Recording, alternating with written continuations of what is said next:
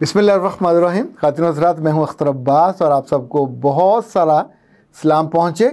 और ये सलाम नए साल का भी है, ये सलाम नई दुआओं का है, ये सलाम बहुत सारी पुरानी मोहब्बतों का है। आप सलामत रहो, आपके प्यारे सलामत रहें।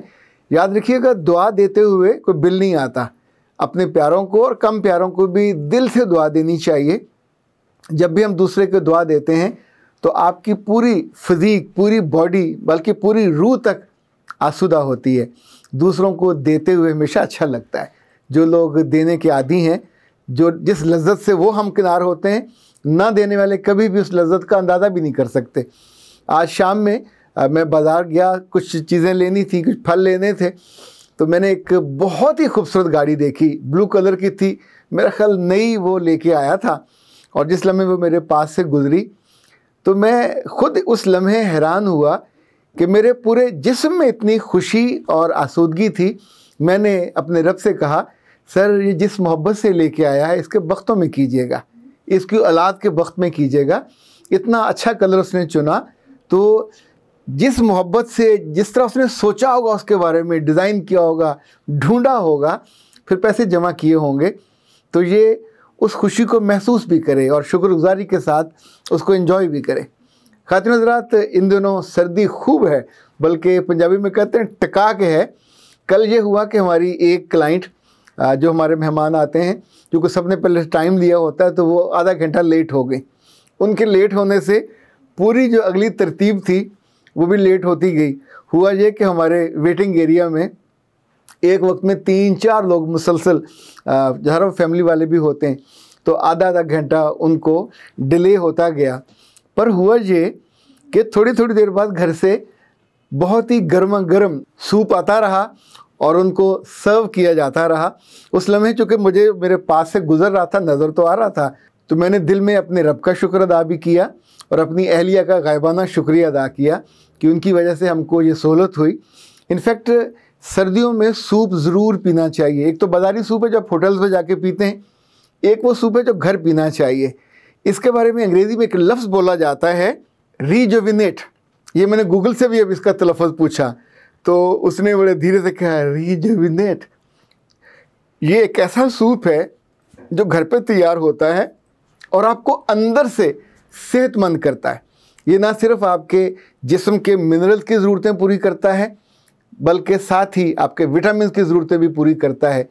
एक बात जो मैंने ज़िंदगी के बरसों में सीखी कि हर मौसम में रब ने जो फल पैदा किए होते हैं वो उसी मौसम के लिए होते हैं। लाइक एक जुमला अगर याद रखें आप, कि माल्टा या किन्नो सर्दियों में पैदा नहीं होता। ऑरेंज हो, किन्नो हो, माल्टा हो, मौसमी हो, ये जितने भी सिट्रस हैं, ये सारे सर्दियों के लिए पैदा होते हैं।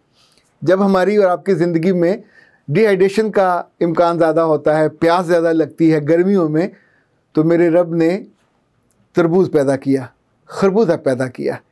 उसके ज़रा आगे चले जाए गर्मी में तो फिर आम आ जाता है। इस मौसम में आए तो आपको अमरूद मिलेगा, केला मिलेगा और साथ ही सिट्रस में ये फ़र्क समझिएगा, ये ऑरेंजेस, ये किन्नो है, ये पत्तों वाला, इसके ऊपर थोड़े थोड़े से दाने से होते हैं, इसके अंदर खटास और मिठास होती है। ये दुनिया के बेहतरीन विटामिन सी देने वाले फलों में से शुमार किया जाता है और हम खुशबख्त हैं कि पाकिस्तान में ये बल्क में होता है।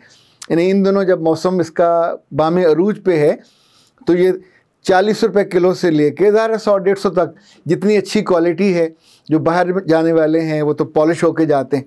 इसी तौर पे ये एक और मज़े का फल है, ये आम तौर पे फ्रूटर कहलाता है। इसमें खटास नहीं होती, इसको आराम से ओपन करते हैं, बच्चों के लिए बहुत अच्छा होता है, ख़वातीन के लिए बहुत अच्छा होता है। इनको ज़रूर अपने दस्तरखान पे, अपने टेबल पे इन दोनों खूब रखिए।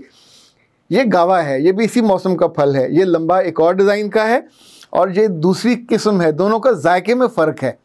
और इस मौसम में जो सर्दियों में गावा होता है, इसके अंदर कीड़ा नहीं होता, चूँकि एक तो सर्दी वैसे मेरा ख्याल थोड़ी ज़ालिम है, दूसरा जो प्रोफेशनली इन चीज़ों को प्रोड्यूस करते हैं वो इस पर स्प्रे करते हैं और उनको वक्त से पहले महफूज कर लेते हैं। इनफैक्ट आज जो सूप की हम बात कर रहे थे, वो सूप चूँकि आज भी हमारे घर में तैयार हुआ, और हमने भी पिया, हमारे साथ जो काम करने वाले मुआवनीन हैं उन्होंने भी पिया, मुमकिन है किसी एक आदमी ने दुआ भी दी हो। इनफैक्ट ये जो मोहब्बत से आप खाते हैं और खिलाते हैं, अल्लाह को तो पसंद है ही है, उसको बहुत महबूब और मरगूब है, पर इंसानों को भी अच्छा लगता है। तो मैंने अपनी अहलिया से बतौर ख़ास कहा कि इस मौसम का ये जो तोहफ़ा है, अगर इसके बारे में थोड़ा सा मुझे बताइए तो मैं अपने सुनने वालों को भी बताऊं। तो उन्होंने एक स्टोरी सुनाई। उन्होंने कहा कि हम जहाँ बचपन में रहते थे तो हमारी वालदा बताया करती थी, यानी मेरी सासू जी, कि उनके घर के सामने एक फ़ैमिली आके रहने लगी, और वो फैमिली इस तरह की थी कि उनके घर के दरवाजे भी नहीं थे, उनके पास पर्दे लगाने के पैसे भी नहीं थे, और बहुत कसम पुरसी की हालत में उनके घर में दो चीज़ें बहुत वाफर मिकदार में थी, गुर्बत और दूसरी औलाद। 8 बच्चे थे उनके। तो जो उनका बाप था मजदूरी करता था, काम करता था, शाम को जब वो घर आता तो अपने कंधों पे बोरी लादी होती थी उसने, और उस बोरी में उस मौसम का जो सबसे सस्ता फल या सबसे सस्ती सब्ज़ी होती थी, लाइक उस ज़माने में जैसे आज हम इसको शलजम कहते हैं, ये शलजम अब कम मिलता है क्योंकि ये देसी शलजम कहलाता है। ये इसका कलर आप देखिए बड़ा खूबसूरत सा है। जो इस वक्त आम फार्मी शलजम है वो वाइट और जामनी सा होता है, इसके अंदर गज़ाइयत बहुत ज़्यादा होती है। लेकिन मज़े की बात बताऊं कि हमारे बचपन में जो फल सबसे कम कीमत का होता था वो अमरूद होता था, और जो सब्ज़ी सबसे कम कीमत की होती थी वो गोंगलू होता था। इसी गोंगलू को अब शलजम कहा जाता है। अब तो माशाल्लाह अच्छा खासा महंगा है, उस ज़माने में जो बहुत सस्ता होता था। तो वो सासू जी ने बताया कि उसके घर में जो बड़ा देगचा होता था वो सब्ज़ी से भर देती थी खातून, और उसमें पानी डाल देती, और उसमें नमक, और अगर मिर्च होती तो मिर्च वरना नमक, और उसको वो बनाती रहती, पकाती रहती। कभी तो आलू पक रहे होते थे, कभी शलजम पक रहे होते थे, कभी सिर्फ पालक जो है वो उबल रही होती थी। उनके यहाँ एक हफ्ते में बमुश्किल एक दफ़ा गंदम मिलती थी, और बाकी 6 दिन वो इसी तौर पे सब्जियों का सूप पीते थे, और जो साथ होती होगी उबली हुई उसको खा लेते थे। उन सारे बच्चों के, उन 8 के 8 बच्चों के जो चेहरे थे, जो गालें थीं, ये सुर्ख थीं जैसे पहाड़ों पर रहने वाले लोगों की होती हैं। और मोहल्ले वाले बाज़ दफ़ा आपस में जैसे होता है ना, जेलसी से बात करते थे कि खानू कुछ नहीं, तो रंग एडे सोने ने, गोरे चिट्टे ने, पता नहीं की इन्हों की मांग उन्होंने खोंदी है। हमारी वालदा का कहना था कि वो चूँकि बोरियां भर के लाता था, उसी तौर पर उस घर में वो पिया जाता था। अच्छा, ये तो उसकी साइंसी तौजीह। तो अब मैं आपको बता रहा हूँ कि देखें, गंदम की एब्सेंस में जो सब्ज़ियाँ हैं और इनका सूप है, ये तो वो सारे मिनरल्स मिल जाते थे, सारे विटामिन मिल जाते थे जो सबसे ज़्यादा रिक्वायर्ड हों। तो उनके चेहरे पे लालियाँ क्यों ना आती।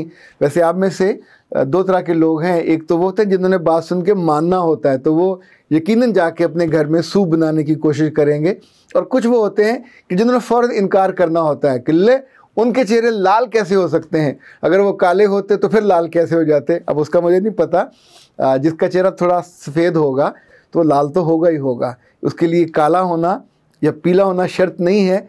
अच्छा, अब जो आपने करना है इस सूप के लिए, जो बहुत शानदार है और आपके पूरे घर की सेहत का ज़ामिन है, आपने 4 चीज़ें लेनी हैं। 1 पाव गाजर, 1 पाव मटर, 1 पाव आलू, और 1 पाव वो गोभी जिसको बंद गोभी कहा जाता है। ये बंद गोभी अल्लाह की इतनी शानदार नेमत है, मर्दों के लिए भी औरतों के लिए भी। ये दोनों के ख़ास तौर पे औलाद के लिए बहुत ताकत और बहुत बुनियादी ज़रूरत पूरी करती है। जितनी उनकी कमियां होती हैं ये उसको एड्रेस करती है। इसको अपने सैलेड में भी रखना चाहिए, आम खुराक में भी रखना चाहिए, और इसको खूब दबा के खाना चाहिए। इन चारों को भी आप बॉयल कर सकते हैं। जितना सब्ज़ी होगी उससे दुगना पानी आपने इस्तेमाल करना। अगर 1 किलो सब्ज़ी है तो 2 किलो पानी होगा।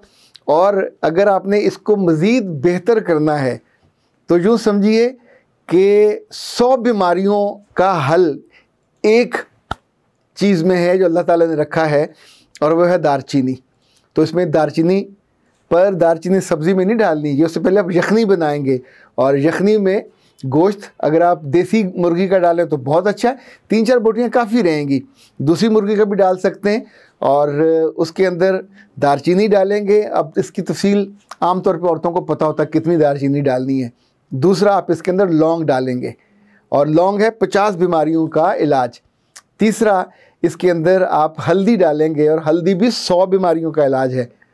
और चौथा आप इसके अंदर लहसुन डालेंगे, ये भी 100 बीमारियों का। एक सूप 350 बीमारियों को केटर करता है। ये इतनी अल्लाह ने इसके अंदर रखी है ताकत। चूँकि सारी चीज़ें कुदरती हैं, तो कुदरती चीज़ों को ना सिर्फ अपने सूप के लिए तैयार कीजिए, उसको खूब फिर बॉयल कीजिए, तैयार वो तो आपको इल्म है कैसे तैयार करना, मैं तो उसके कंटेंट की बात कर रहा हूँ कि इस मौसम का मेवा है, इस मौसम में इसको बार बार बनाइए, अपने बच्चों को दीजिए, अपने मेहमानों को दीजिए, और अपनी सेहत को, वो जो अंग्रेज़ी का लफ्ज़ है, रिजुविनेट कीजिए, असर नौ तामीर कीजिए। जैसे रिकन्स्ट्रक्शन होती है, आपके जिस्म को जितनी ताकत की ज़रूरत है, जितनी कुव्वत की ज़रूरत है, वो इन सारी सब्जियों में, सूप में मौजूद होगी। और जब आपको पिएं और इसका मज़ा लें तो फिर साथ उस मज़े में मुझे भी याद कीजिएगा। नमक मिर्च ठीक रखिएगा, पता चले फीका हो और फिर मुझे बुरा भला कहें कि ये तो फीका है। नमक मिर्च हस्बे ज़ायका, और वो आपकी अपनी मर्ज़ी से है, जितना अच्छा पका हुआ होगा। और उसमें बाकी जो उसके लेटरम पटरम डालने वो भी डाल लीजिएगा, उससे कोई मुमानियत नहीं है, उससे मज़ा उसका दो आतशा हो जाएगा। अख्तर अब्बास को इजाज़त दीजिए। अस्सलाम वालेकुम।